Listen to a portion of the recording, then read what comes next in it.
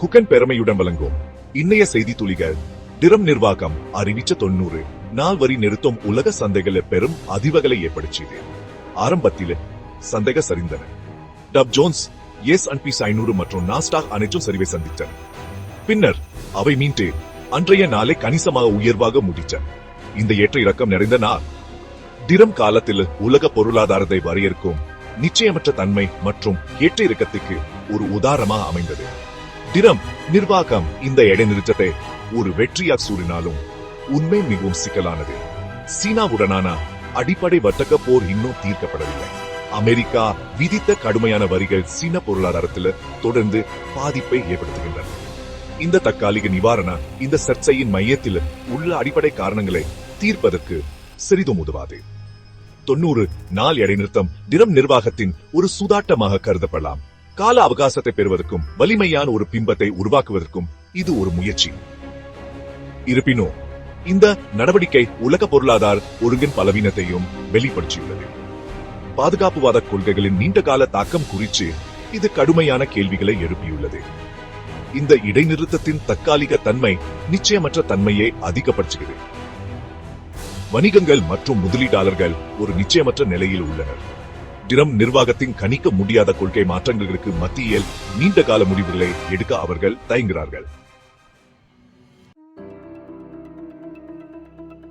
நடந்து வரும் வர்த்தக போரால் கடுமையான அழுத்தத்தை சந்தித்த போதிலும் சீனா விட்டுக் கொடுக்காமல் இருக்கிறது. தாங்கள் வர்த்தக போருக்கு அஞ்சவில்லை என்றும் தங்கள் நலன்களை பாதுகாப்பதில் இருந்து பின்வாங்க போவதில்லை என்னும் சீன அரசு தொடர்ந்து கூறி வருகிறது. அமெரிக்க பொருட்கள் மீது சீனாவும் பதிலடி வரிகளை விதித்துள்ளது.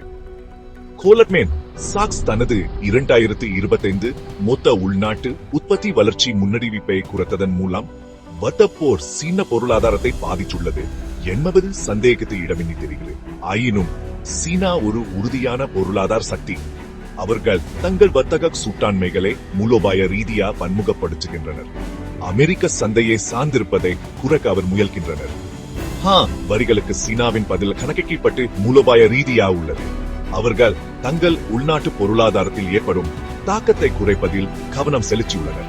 அவர்கள் தங்கள் முக்கிய நலன்களில் உறுதியான நிலைப்பாட்டுடன் அமெரிக்காவுடன் பேச்சுவார்த்தைகளிலும் ஈடுபட்டுள்ளனர்.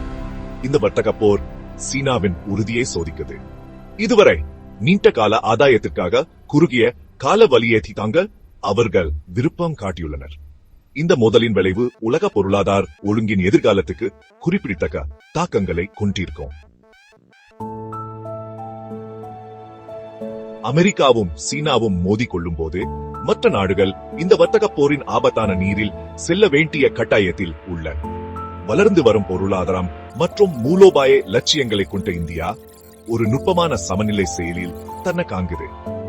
ஒருபுறம் அமெரிக்காவுக்கும் சீனாவுக்கும் இடையிலான வர்த்தக பத்திரங்களை பயன்படுத்திக் கொள்ள இந்தியா முயல்கிறது. அவர்கள் வெளிநாட்டு முதலீட்டை ஈர்க்கவும் உள்நாட்டு உற்பத்தியை அதிகரிக்கவும் இலக்கு வைத்துள்ளனர். மறுபுறம் எந்த ஒரு பொருளாதார சக்தியையும் அதிகமாக சார்ந்திருப்பதிலே இந்தியா எச்சரிக்கையா இருக்க வேண்டும். இந்தியா பல அடுக்கு மூலோபாயத்தை பின்பற்றுகிறது. அவர்கள் தங்கள் வர்த்தக சூட்டாண்மைகளை பன்முகப்படுத்த முயல்கின்றனர். ஜப்பான் மற்றும் ஐரோப்பிய ஒன்றியத்திலே உள்ள நாடுகளுடனான உறவுகளை அவர்கள் வலுப்படுத்துகின்றனர்.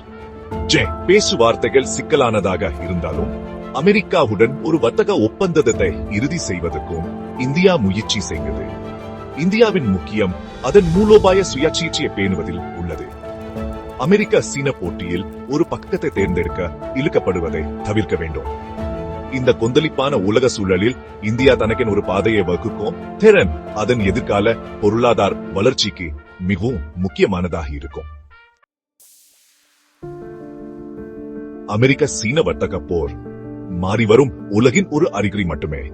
நீண்ட காலமா மேற்கத்திய நாடுகளா ஆதிக்கம் செலுத்தப்பட்டு வந்த உலக ஒழுங்கு ஒரு அடிப்படை மாற்றத்துக்கு உட்பட்டு வருகிறது. இந்த மாற்றம் சமீபத்திய பல நிகழ்வுல தெளிவாக தெரிகிறது. அமெரிக்க பொருளாதார நிர்வாகத்தின் மீதான நம்பிக்கை குறைந்து வருவதற்கு ஜெர்மனி தனது தங்க இருப்புகளை அமெரிக்காவிலிருந்து திரும்ப பெறுவதற்கான முடிவு ஒரு குறிப்பிடத்தக்க உதாரணம். இந்த நடவடிக்கை நடந்து வரும் வர்த்தக சர்ச்சைகளுடன் இணைந்து டிரம் நிர்வாகத்தின் கீழ் அமெரிக்க கொள்கையின் திசை குறித்த அச்ச உணர்வு அதிகரித்து வருவதை குறிக்கிறது. அமெரிக்க அரசாங்கத்தார் தணிக்கை மற்றும் எதிர்ப்பு குரல்களை ஒடுக்குவது குறித்த குற்றச்சாட்டுகள் உலகளாவிய கவலைகளை மேலும் அதிகரிக்கின்றன.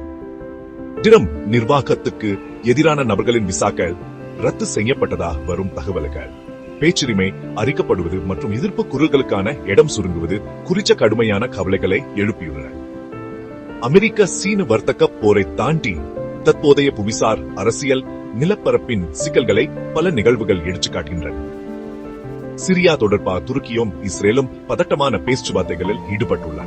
அமெரிக்காவும் ரஷ்யாவும் கைதிகளை பரிமாறிக்கொண்ட இது அதிகரித்த பதட்டங்களுக்கு மத்தியில் ஒரு அரிய ஒத்துழைப்பு நிகழ்வு. டொமினிகன் குடியரசு ஒரு துயரமான இரவு விடுதி விபத்தால் பாதிக்கப்பட்டது. பங்களாதேஷ் பிரதமர் ஷேக் ஹசீனா மீது ஊழல் குற்றச்சாட்டுகள் உள்ளன. மேலும் சென்னை சூப்பர் கிங்ஸ் அணியின் கேப்டனாக எம்எஸ் தோனி மீண்டும் நியமிக்கப்பட்டார்.